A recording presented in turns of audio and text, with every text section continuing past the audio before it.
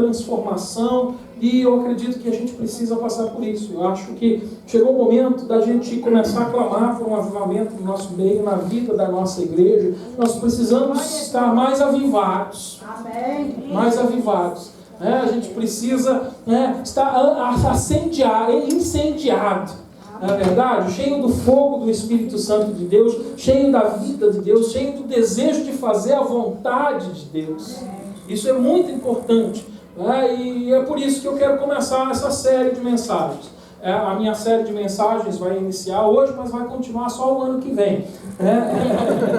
Porque na próxima semana a minha mensagem vai estar relacionada com o Natal. Nós vamos ter uma mensagem de Ano Novo, mas a partir do próximo ano eu vou reassumir. Mas eu queria já hoje começar a desafiar a igreja a pensar a respeito desse avivamento. E eu quero desafiar hoje você, diante dessa palavra também, a começar a buscar um avivamento na nossa igreja. A buscar um avivamento na sua vida pessoal.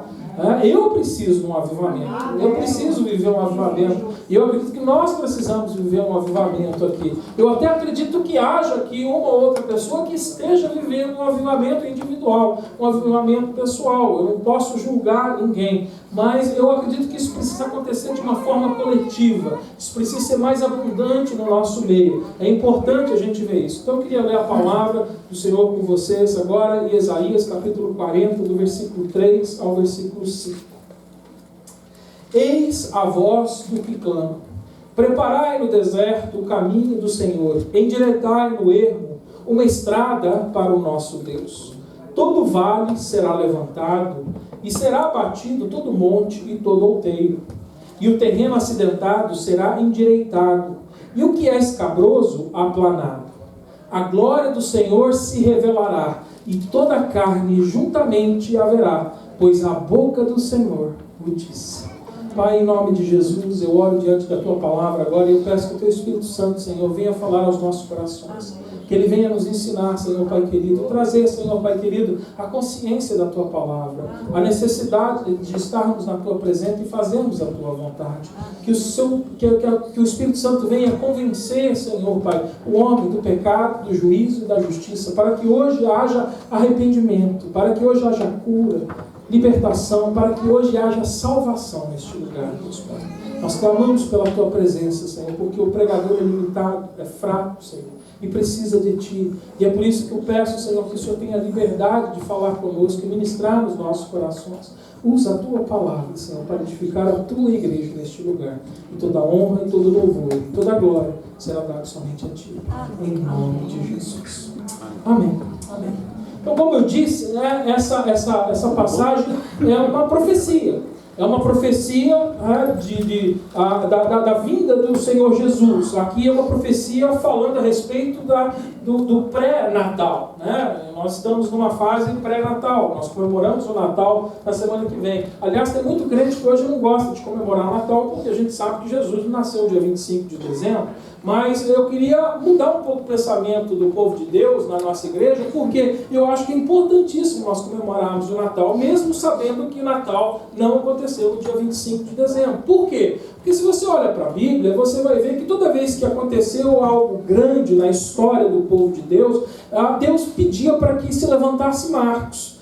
Quando Moisés atravessou o Mar Vermelho e o povo de Israel chegou ao outro lado, ali eles levantaram um altar, para que quando as próximas gerações viessem e virem aquele altar, eles se lembrassem que Deus havia feito um milagre ali. Quando eles entraram, atravessaram o Jordão, ali após aquela vitória, Deus pediu que eles levantassem um marco, para que as próximas gerações, quando passassem por ali e vissem aquele marco, se lembrassem daquilo que Deus havia feito, das promessas que Deus fez. E Deus não pediu para que a gente comemorasse o Natal, mas Deus não precisa pedir algumas coisas para a gente. Isso é importante na vida de um cristão. É importante nós celebrarmos a vida de Jesus, o nascimento, porque isso foi um marco na nossa vida. E os cristãos resolveram fazer a comemoração do Natal como um marco, para lembrar as futuras gerações do cristianismo. Mas hoje o mundo está Satanás tenta destruir o cristianismo. E foi lançado no meio de uma igreja uma ideia de que isso é algo ruim, de que isso é algo herético, e na verdade não é. Muitos crentes que têm assumido essa posição de deixar de comemorar o Natal têm contribuído com o ateísmo e o anticristianismo no mundo.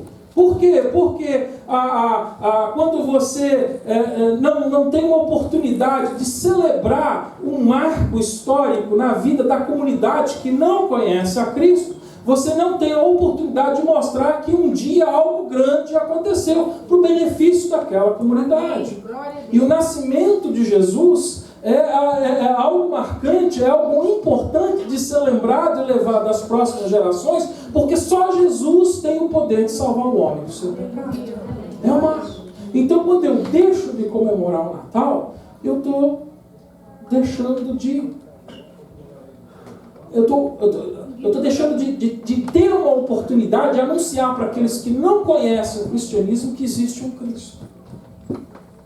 Eu estou deixando de usar a oportunidade de comunicar a um mundo que hoje não tem nem mais a ideia de existência de Deus, porque antigamente até havia uma consciência da existência de Deus, mas as novas gerações nem essa consciência da existência de Deus tem mais, porque o mundo secular, as escolas completamente apagaram qualquer ideia de um Deus, de um ser divino.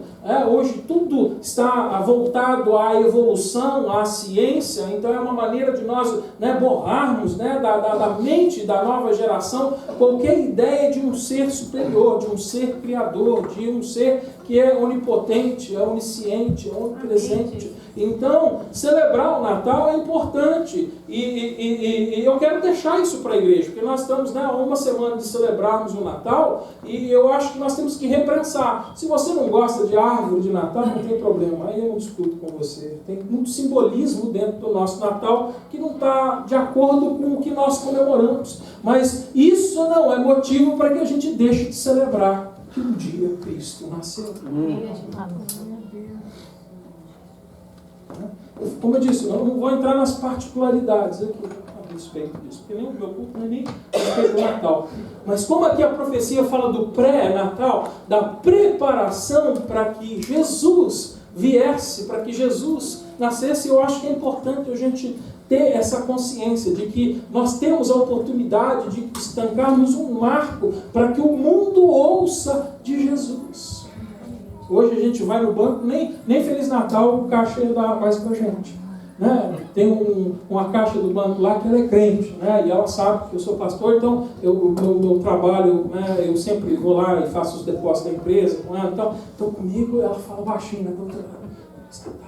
Eu falei, Feliz Natal. Se ela falar alto e o colega do lado que não é crente ouvir, denuncia ela lá, porque ela não pode, ela tem que dizer Feliz Festas. Porque hoje o mundo está ensinando a gente a ser politicamente correto. Na verdade, isso é toda uma obra de Satanás para remover a ideia de um Deus verdadeiro. Não, eu lá no meu trabalho, quando eu encontro um motorista que para com o caminhão dele para abastecer e eu tenho a oportunidade de falar com ele, eu disse, se eu não te ver, um Feliz Natal para você. Ele responde, boas festas, Ele aprendeu a ser politicamente correto. Mas eu não sou politicamente correto, eu sou cristão. Eu tenho uma identidade. E eu vou usar o Natal como um marco para que as pessoas ouçam falar de Jesus Cristo.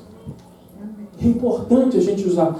O Senhor anunciou, e aqui, através da vida de Isaías, ele começa a anunciar a chegada de um avivamento. O avivamento, um dia em que Deus viria com a sua glória na pessoa do Filho, Jesus, em carne e osso. E a gente tem muito para aprender com essa passagem aqui.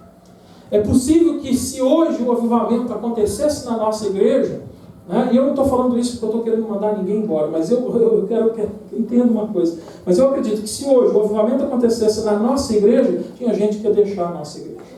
Tinha gente que ia deixar o meio da nossa igreja. Por quê? Porque avivamento, quando a gente pede, quando a gente ora por um avivamento, muitas vezes a gente nem sabe o que a gente está fazendo, porque orar por um avivamento é pedir para que Deus transforme as nossas vidas, para que Deus mude o nosso estado, para que a gente deixe a mediocridade, que a gente deixe o status quo, como a gente diz, né? Que é a condição, o status quo é as condições correntes, né? Aquelas condições normais que estão acontecendo. Quando a gente ora pedindo o avivamento, a gente está pedindo para Deus vir e mexer, e mudar, e transformar a vida da igreja, e mudar a nossa vida. E muita gente ia sair da igreja porque não quer mudar.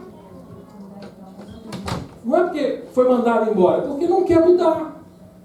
É porque não quer transformação. Tem gente que está satisfeito com o estado da igreja. Ah, não, a igreja civil está uma delícia. Eu ministério para as crianças, vou lá no culto, eu mando meus meninos, eu ouço a palavra, né? Olha, tem um grupinho de louvor ali que faz uma música maravilhosa. A gente está feliz, não, eu estou feliz, né? Não vou mexer nisso não, deixa quieto. Se a gente começar a orar por um avivamento, Deus vai ter que mexer em várias coisas, e às vezes, né, a gente sabe que quando começa uma reforma, a casa bagunça. Tem alguém que já fez reforma em casa? Você sabe do que eu estou falando. Quando ele começa a reforma, né, tem coisa que está no lugar, você vai lá e tampa com plástico para não sujar, não tem jeito, não tem, porque você tampa, você abre, está tudo sujo.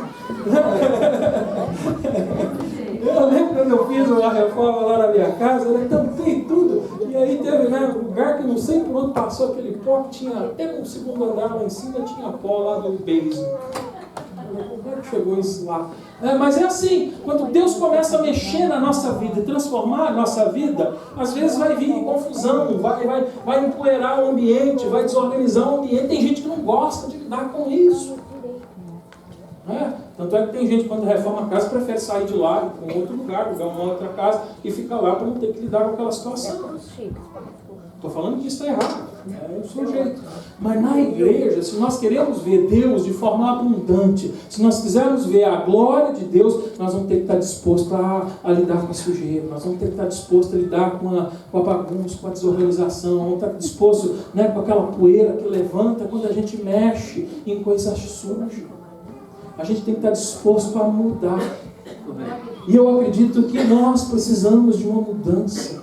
Eu acho que eu e você estamos... eu vou dizer com sinceridade, eu preciso mudar, eu preciso ser mais avivado, eu preciso passar por um avivamento. E eu acredito que tem gente aqui que precisa passar por esse avivamento também. E é por isso que eu estou ministrando essa palavra. Eu acho que a gente se acostumou tanto a andar de uma maneira subnormal, né? O que é isso? Né? A gente já andou de uma maneira subnormal já por tanto tempo que a gente não sabe o que é normal. Aí quando a gente vive o que é normal, a gente acha que é anormal. Que a gente acostumou a andar de uma maneira subnormal. Vocês estão entendendo o que eu estou falando ou está confuso aí? Está dando para entender? Né? Mas a gente anda tão abaixo muitas vezes do que deve ser, que quando a gente anda do jeito que a gente ser, a gente fala assim, não, a gente deve estar no caminho errado. Não é normal. Eu acho que isso está acontecendo hoje na nossa igreja. Eu, como pastor, eu vejo isso. A igreja está crescendo, a igreja é linda, a gente tem comemorado, eu tenho certeza que você tem recebido de Deus, eu tenho recebido de Deus, mas eu acho que a gente entrou assim, que a gente começou a ficar confortável. Está tudo muito bom, está tudo muito bem. Eu tenho medo quando essas coisas começam a ficar tudo bem, porque a gente tem a tendência de aceitar o comodismo. A gente tem a tendência de parar, achando, pronto, não tem que acontecer mais nada. E aí mora o perigo. Porque de verdade está bem, as coisas estão indo bem. Não estou falando isso porque tem alguma coisa de mal na nossa igreja, pelo contrário. A razão de eu estar pregando hoje a respeito do avivamento é porque eu acho que as coisas estão indo mais. Mas ir bem traz muito conforto. Deus precisa de vez em quando ir lá e mexer uma poeira, porque quando na sua casa a poeira levanta, toma conta das coisas, você não fica lá sentado no sofá observando a poeira. Você levanta e vai limpar. Você começa. E aí você começa a achar, né? Quem limpa a casa aqui? Quem limpa a casa aqui? Né? Você sabe do que eu estou falando então. Aí você vai lá e fala assim, né? Você limpa, você mantém, você vai lá toda semana e mantém, tem coisa. De vez em quando você dá aquela limpada mais, dá uma puxada no sofá. Aí quando puxa o sofá, vem a surpresa. Né? Aí você fala assim, vou limpar, você está esperando só encontrar sujeira. Aí você encontra brinquedo, anel, dinheiro, correntinha, papel. Às vezes aquilo que você estava buscando há tempo, que você não sabe onde estava, você acha. E no dia que você começa a dar aquela limpeza, e caiu, você não viu, ficou ali escondido. E eu acho que Deus tem mais para nós, tem mais para revelar, mas a gente vai ter que ir mais fundo, a gente vai ter que mexer nos sofás, a gente vai ter que mudar os móveis dentro de casa e entrar em lugar que normalmente a gente não entra, para a gente começar a descobrir que mais que Deus tem para nós. Porque eu acredito que uma igreja que está andando com Cristo é sempre uma igreja incomodada, é sempre uma igreja, né, grata, mas insatisfeita. Em que sentido? De insatisfação com aquilo que Deus fez? Não. Mas sabendo que a gente pode melhorar mais. Sabendo que Deus pode mudar mais. Sabendo que Deus pode fazer essa igreja crescer mais. Sabendo que existe muitas outras oportunidades que nós ainda não exploramos aqui neste lugar, nem na nossa vida e nem na nossa família. Por isso eu acredito que a gente precisa de um avivamento. Eu acho que nós precisamos, né, como igreja, começar a clamar por um avivamento. Porque a gente está ficando uma igreja normal. E essa igreja aqui, ela cresceu e as pessoas dessa igreja estavam crescendo porque era uma igreja normal. Era uma igreja que estava recebendo o que as outras igrejas não queriam. E eu vou continuar recebendo aqueles que ninguém quer. Recentemente eu vi aí de uma pessoa que veio me falar, né, que teve aí um certo líder que veio falar, não, tem uma igreja aí tal, uma igreja aí, uma batista aí que está recebendo qualquer tipo de pessoas. Nós recebemos mesmo qualquer tipo de pessoa. Porque não é a igreja que transforma Jesus. É uma igreja normal, porque as igrejas normais só recebem aqueles que são santos. Só recebem aqueles que são perfeitos. E eu quero receber esses que não são normal, porque Deus vai operar na vida deles. Eu creio nisso. Porque o meu ministério não é de encher o coração do homem, mas de fazer a vontade de Deus. E quando a palavra dele é pregada aqui, aquela pessoa que chegou naquele estado vai ser transformada. A vida da família dela vai ser transformada. Continua, olha, meu irmão, se você ouvir alguém falando assim, estão falando, você fala, é verdade, lá a gente aceita tudo. Prostituta, gogô, aleluia, adúltero, a gente aceita tudo aqui. Pode entrar aqui do jeito que você estiver. Porque eu tenho certeza que se você ouvir a palavra de Deus, Ele vai transformar a sua vida. Aleluia, glória a Jesus.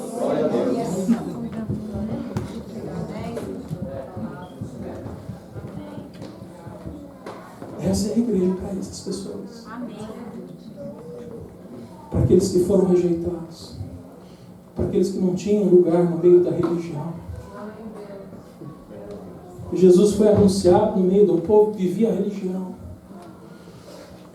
Onde para andar com Deus tinha que seguir uma série de regras. E mostrar uma perfeição que não é normal na vida de um homem. Mas Jesus veio para o imperfeito. Amém. Sentou com os cobradores de taxas, sentou com as prostitutas, sentou com os pecadores, com os gentios. Porque é Ele que faz a obra. Aleluia. E Ele transforma. E eu acho que a nossa igreja começou a normalizar, e quando a gente começa a normalizar, o povo começa a ficar muito confortável, e a gente começa a ir, daí a pouco a gente vai começar a achar que o padrão é esse. A gente não pode deixar chegar nesse ponto. Eu não estou falando isso porque isso aconteceu. Eu estou falando isso porque eu não quero que isso venha a acontecer. É preventivo. Aleluia. É preventivo. Para que a nossa igreja não venha chegar nesse estado, porque a gente vai ter que explodir esse lugar. Vai chegar um momento que vai ter tanta gente rejeitada que a gente vai ter que abrir, derrubar as paredes, mudar de lugar, eu não sei. A gente já está procurando, porque eu acredito que Deus vai fazer isso. Amém. Mas nós precisamos de viver um avivamento. Um avivamento pessoal, um avivamento de transformação. A gente precisa mudar. Aqui nessa passagem, a palavra aqui, estrada, que é traduzido como caminho, estrada, é a palavra no hebraico mesilah. Essa palavra mesilah, ela não significa, na tradução ao pé da letra, caminho, mas significa um lugar elevado, um caminho elevado. Então aqui, quando ele estava anunciando, né, a preparação de um caminho, ele não estava falando de um caminho comum, de um caminho como qualquer outro caminho, mas um caminho elevado, para uma vida elevada. Entenda uma coisa, ele recebeu os que estavam embaixo mesmo, mas ele queria receber essas pessoas para que eles pudessem caminhar um caminho mais alto. Essa palavra mesilah, ela está falando disso, de viver uma vida acima do normal, uma vida acima da média, num caminho elevado, de viver com Deus. Por isso que era necessário que se preparasse o caminho para que Jesus viesse, porque Ele queria conduzir a gente por um caminho elevado, um caminho mais alto. É interessante aqui que a gente vê a sequência dos versículos, são apenas 3 versículos, o 3, o 4 e o 5, que para sair do 3 e chegar no 5 era necessário o quê? Passar pelo 4. Não tem jeito de a gente sair do ponto A e chegar no ponto B se a gente não passar pelo meio. Se a gente não percorrer o caminho, a estrada que liga o ponto A do ponto B. É aqui o que ele está dizendo. Para que acontecesse o que Deus quer que aconteça ali no versículo 3, a gente tinha que passar pelo 4 para que o versículo 5 acontecesse. E é aqui então que a gente vai aprender. É aqui no meio do caminho que a gente vai hoje trazer isso para as nossas vidas, para a minha vida e para a sua vida. Porque aqui tem o segredo para que a gente venha viver um verdadeiro avivamento. Um avivamento bíblico, não um avivamento momentâneo, não um avivamento criado pelos homens, como muitas vezes esses avivamentos vivem, mas um avivamento que eu acredito que essa cidade nunca viu. E eu acredito que talvez você também nunca tenha visto esse avivamento. Porque faz tempo que eu não ouço de um grande avivamento. Faz tempo que eu não ouço, eu não vejo em algum lugar acontecer um avivamento. Eu sei que existem alguns lugares que estão começando, que estão iniciando. Deus está movendo. E a palavra de Deus diz que com a proximidade dos finais dos tempos, né, vários avivamentos iam se levantar. As igrejas iam começar a buscar o avivamento. E eu acredito que nós estamos próximos do fim. Eu não sei qual é o tempo do fim, mas eu acredito que nós estamos vivendo e os sinais estão mostrando para a gente que nós estamos próximos. Então é tempo de nós nos prepararmos. É tempo de preparação para que o avivamento venha. E é isso que eu quero hoje te desafiar a fazer. Desafiar a você sair do versículo 3 e chegar no versículo 5. De sair hoje da onde você está e você ver a glória de Deus de forma abundante na sua vida, de você viver um avivamento, de você ser o avivamento no meio da sua comunidade. E eu acredito que a gente precisa fazer isso. A gente precisa. O avivamento é um tempo de refrigério, renovo, é um tempo de regozijo. Avivamento é Deus fazendo a sua vontade na sua vida e na minha vida. Isso é avivamento. Avivamento é o retorno do povo de Deus à sua palavra na sua casa. Isso é avivamento. Quero que você tenha uma ideia do que é avivamento, para que você não tenha uma concepção errada de avivamento, como hoje acontece em muitos lugares. O avivamento, em resumo, é o quê? É nós retornarmos à essência do Evangelho de Jesus Cristo. É o povo de Deus voltar a depender de Deus, da palavra de Deus, a viver como Deus quer que a gente viva, a fazer a vontade de Deus. Isso é avivamento. Eu acho que durante essa mensagem você vai concordar comigo que muitos de nós estamos vivendo em um deserto. O povo aqui estava num deserto. E Deus anuncia a vinda de um avivamento. E eu acho que nós estamos vivendo num deserto. Nós estamos passando por um lugar deserto. O deserto é o lugar onde a nossa vida é exposta, onde aquilo que é pecado, aquilo que é mundano é exposto. O deserto expõe. O deserto é um lugar ruim. O deserto não é um lugar que Deus tem pra gente. É um lugar que começa a expor a nossa vida. E eu acredito que nós estamos vivendo no deserto. Tem gente aí que pode agora, nesse momento, estar discordando comigo. Eu não, pastor, eu não estou no deserto, não. Vamos ver aqui depois com a palavra, se você está ou não está. Eu peço que você tenha paciência e chegue ao fim da mensagem comigo, porque eu acredito que nós, inclusive eu, estamos vivendo ainda no deserto, e nós precisamos avançar. A gente precisa sair do deserto, nós precisamos entrar no lugar onde Deus tem a sua glória abundante sobre as nossas vidas. Fica firme aí comigo. Então eu queria que a gente observasse principalmente o versículo 4 hoje aqui, porque o versículo 4 vai mostrar como é que a gente prepara essa estrada para que o avivamento chegue nas nossas vidas. O versículo 4 liga, né, o 3 ao 5, ou seja, né, ao desejo de ser avivado, ao verdadeiro avivamento. Eu acredito que tem muita gente aqui que tem o desejo de um avivamento, mas ainda não viveu um avivamento. E aqui o versículo 4 vai começar a nos dar aqui uma instrução de como a gente vai construir, como é que a gente vai preparar essa estrada, esse caminho, para que Deus possa vir com o avivamento. E o primeiro está aí, né, no versículo 4. Todo vale será exaltado ou levantado.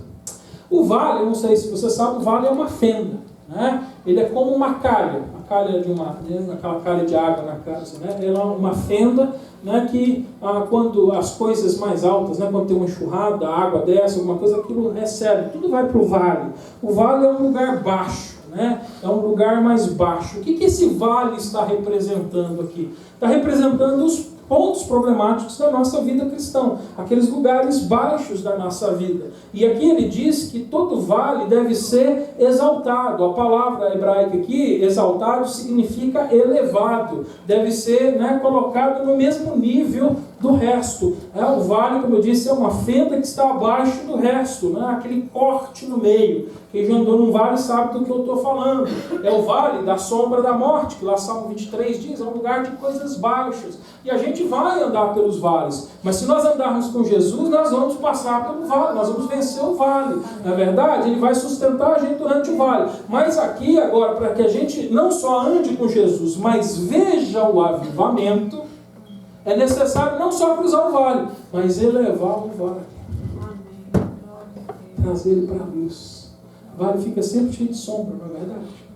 A luz nunca ilumina bem o vale, porque o resto atrapalha. E é por isso que agora nós estamos falando de elevar, de exaltar os vales, porque é necessário que a gente eleve esses lugares escondidos, esses lugares baixos da nossa vida, para que a luz de Deus possa iluminar, para que a glória de Deus possa nos transformar, para que Deus possa nos avivar.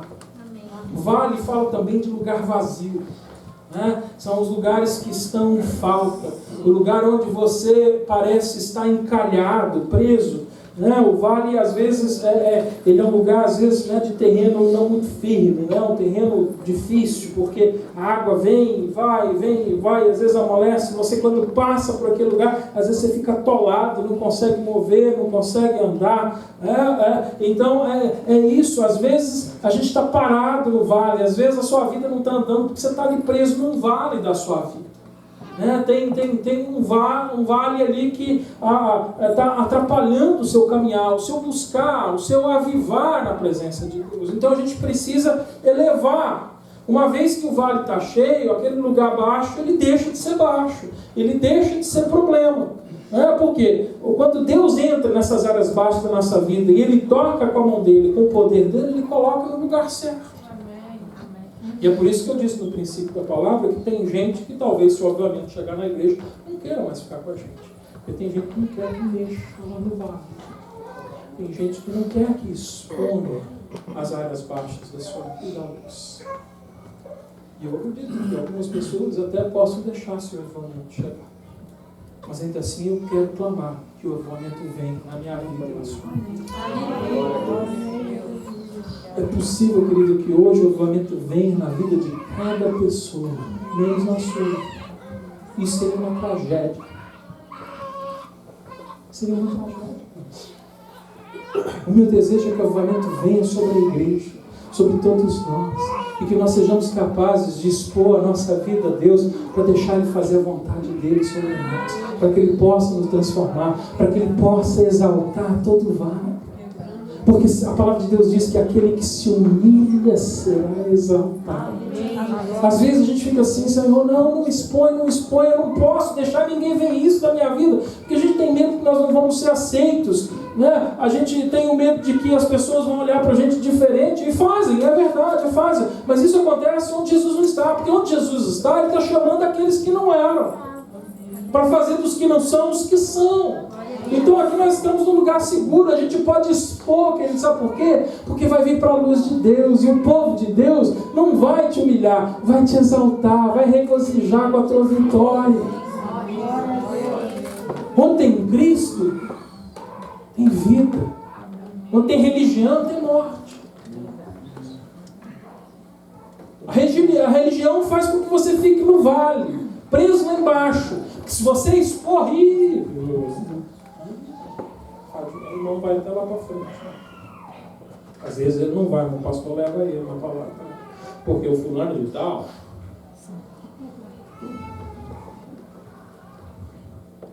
A religião faz isso. Mas Cristo exalta os nós. Aleluia. Nós temos que preparar, nós temos que ser agente do Senhor Jesus. Porque onde houver o avivamento, vai haver o preenchimento desses lugares baixos.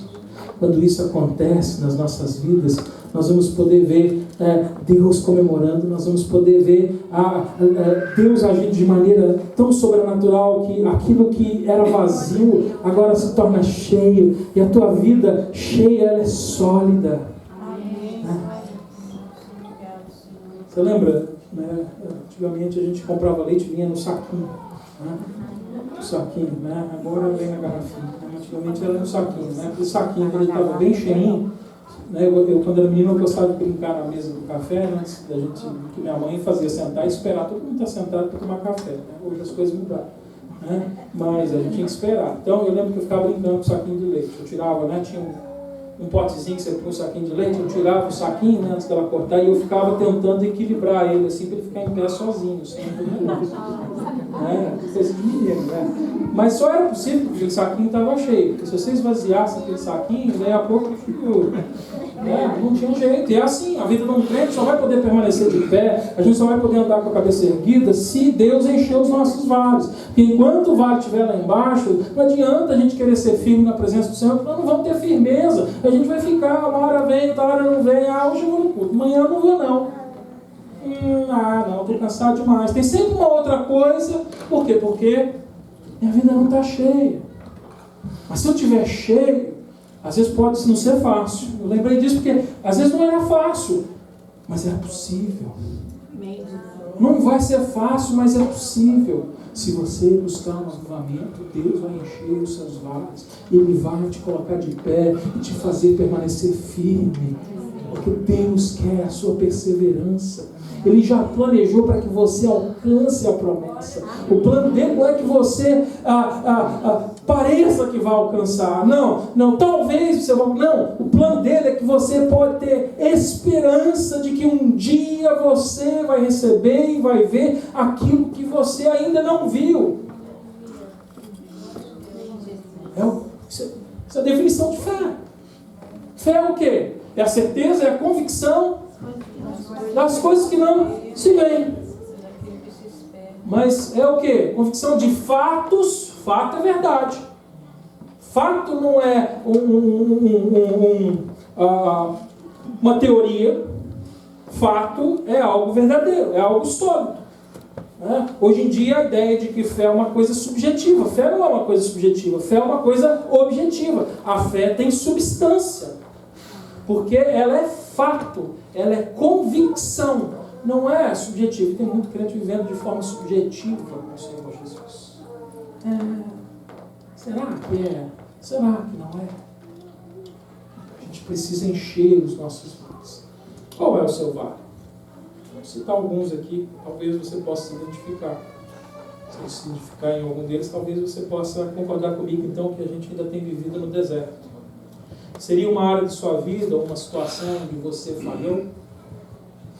Talvez você tenha carregado aí uma falha sua, uma falha de caráter, de comportamento, de atitude que você teve, e isso tem te impedido de viver. Seria um momento difícil que você está vivendo? Será que esse é o seu vale? Seria um problema financeiro?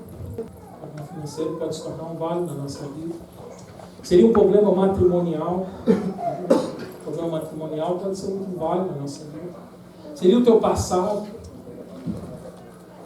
Talvez você tenha medo do teu passado, que não está vivendo o potencial que você tem nas mãos de Deus. Eu não sei qual é o seu vale, mas se você buscar o avivamento, Deus promete encher esse vale e exaltá-lo e colocá-lo no nível correto, para que você veja a glória de Deus. Se você deixar Deus encher o teu vale, você vai ver a glória dele. Os irmãos sabem que eu sou dentista, né? E aí, quando eu estava pregando essa palavra, eu lembrei, né, da minha profissão. O vale é que nem uma cárie, né? A gente, quando tem uma cárie, né, um buraco no dente, a gente come, o que acontece? A comida fica parada, né? Se a gente não consegue, às vezes, limpar lá aquele buraquinho onde a comida ficou, a comida fica ali, fica velha, ela começa a fermentar e ela começa a aumentar o buraco, aumentar a cavidade. E se a gente não limpa, não tampa aquele buraco, aquilo vai piorando, né? Vai aprofundar, chega até o momento que a gente pode perder o dente todo. Né? O vale é exatamente como uma cárie. Uma cárie, para você paralisar a cárie, você tem que ir lá no dentista, ele tem que limpar a sujeira, depois de limpar a sujeira, ele tem que colocar alguma coisa que tampe o buraco, que nivele. Porque uma vez que ele faz isso, pronto, aí agora a cárie foi parada, né? Ela foi obstruída, ela não vai crescer mais. Você não pode simplesmente ir lá e colocar, como muita gente às vezes faz. O cara ele teve uma cárie, ele fala assim, não, eu não vou no dentista, ele vai lá no supermercado, e é por isso, né, agora eu não tenho consultório aqui, então estou fazendo propaganda, né, mas estou dando uma boa orientação para os irmãos, né, porque tem gente que fala assim, não, eu não vou lá no dentista, eu estou com a carizinha, ele vai lá, compra um negócio, ele limpa e tal, põe lá um produtinho que falou que é bom para a cárie, aí ele põe uma massinha lá e deixa, só que ele não tinha o instrumento correto para remover a sujeira. A sujeira vai continuar ali de forma microscópica, você agora tampou aquilo, o negócio vai ficar pior. Um dia você vai descobrir quando o seu rosto estiver desse tamanho. Você tentou tampar com sujeira dentro. E o vale não pode ser tampado com a sujeira. Por isso que nós precisamos do Senhor Jesus. Por isso a gente precisa da pessoa dele, porque ele tem que entrar lá com a escavadora dele lá e ir limpando toda a sujeira que foi acumulada no vale, e depois dele limpar toda aquela sujeira, de expor toda aquela sujeira, ele vai vir e vai tampar aquilo tudo, para que a gente possa de fato ser restaurado. Talvez esse seja o vale da sua vida. Você passou por uma decepção no casamento ou na igreja, e você tentou preencher aquela ferida com alguma coisa, mas a sujeira ainda está ali. E é por isso que talvez você ainda está tendo dificuldade de confiar, está tendo dificuldade de se envolver, de se relacionar. Você tem que deixar Deus entrar ali, você tem que clamar por um avivamento, para Deus entrar ali, papai, limpar todo aquele vale, tampar ele, nivelar, para que você veja a glória de Deus. Será que tem alguém que concorda comigo que está no deserto? Aumentando o vale. O segundo ponto aqui que ele diz para a gente é que todo monte deve ser abatido. Então, em primeiro lugar, tem o processo de nivelamento, né? O processo de enchimento, né? E agora chega o processo de nivelamento. Então, quando tem vale, precisa ser cheio. Quando tem monte, precisa ser abatido, precisa ser nivelado. Agora a gente tem que nivelar os lugares altos. O que esses lugares altos aqui significam para a gente? Né? São coisas que impedem o caminho. Né? A coisa alta é aquilo que impede o caminho. Quando você está numa estrada, cai uma árvore, né? Aquilo é mais alto que a árvore, você não pode passar, porque ele impediu. E é isso. E esses montes são barreiras, são bloqueios que nós vivemos, né, na nossa vida. E esses bloqueios podem ser vários. E um deles é o que eu acabei de falar, a falta de fé. Hebreus 3,19 diz assim, e vemos que não puderam entrar por causa da incredulidade. Teve gente que não pode entrar no caminho de Deus, que não pode caminhar por esse caminho e ver a glória de Deus, por quê? Porque não creu. E esse é o problema de todo homem. Para que um avivamento aconteça nas nossas vidas, em primeiro lugar é necessário que Jesus cuide da nossa vida. Em primeiro lugar, eu preciso, o primeiro passo é necessário. Não tem jeito de eu ter um encontro com o avivamento de Deus sem cessar. Tem gente que fala assim, mas para que eu preciso ser salvo? Do que eu preciso ser salvo? Nós temos que entender que Deus, pelo fato dele ser santo, ele vive por um conjunto de regras, por um conjunto de preceitos. Né? Ele é soberano, ele é Deus, e ele, por ser Deus, ele poderia fazer tudo o que ele quer. Mas ele sendo o Deus verdadeiro e o Deus santo, ele não pode fazer o que ele quer, porque ele está debaixo da autoridade da própria palavra dele. Por ele ser santo e fiel, ele teve que estabelecer um limite. Até para ele mesmo agir. Ele tem um limite de agir. Ele está preso à sua fidelidade, à sua santidade. Então, ele sendo Deus, ele não pode fazer o que ele quer. Porque senão ele podia pecar. Se ele pudesse. E tem gente falando que Deus pode fazer o que ele quer. Deus é Deus? Não, então ele podia pecar. E se ele pecasse, ele seria santo? Então ele não pode fazer o que ele quer. Ele estabeleceu um limite. E o limite é a santidade. E a santidade não permite que ele peque. Ele estabeleceu o limite da fidelidade. Ele não pode chegar no meio do caminho e mudar o plano. Porque ele é fiel. Ele não pode dizer que ele ia fazer de um jeito, mais tarde ele fala, vou mudar. Porque quem confiou nele até aquele ponto, ficou pelo caminho. Porque ele mudou o plano. Gosto de trazer de uma maneira bem simples, né? Imagina que para a gente ser salvo, a gente deveria aprender a dançar valsa. Aí você, como crente, fala, quero ser salvo, você passa o resto da sua vida cristã aprendendo a dançar valsa. Aí você chega lá no último dia, assim, você está um ferro na valsa. Aí chega no último dia e você fala assim, eu acho que eu vou mudar. O povo aí hoje gosta mais, como que é essa dança? Como é que é o nome dessas músicas de hoje? Funk? Não, lá no Brasil, não, aqui. Não, hip hop. Hip hop. Aí chega no último dia e fala, não, agora só quem sabe dançar hip hop que entra no céu. Mudou. Você confiou, você esperou a vida inteira, se preparou a vida inteira, mas chegou no último dia e mudou. Infidelidade. A palavra de Deus diz que um dos atributos de Deus é que ele é fiel. Então ele está limitado. Não porque ele tem limites, mas porque ele estabeleceu os limites. Isso é soberania. E o primeiro passo é a salvação, por quê? Porque Deus estabeleceu para que nós tenhamos um relacionamento com Ele, nós também temos que ser justificados. Por quê? Porque o pecado trouxe sobre nós uma carga, um preço que precisa ser pago, e o preço é a morte. E Ele não pode salvar alguém que tem uma dívida com Ele.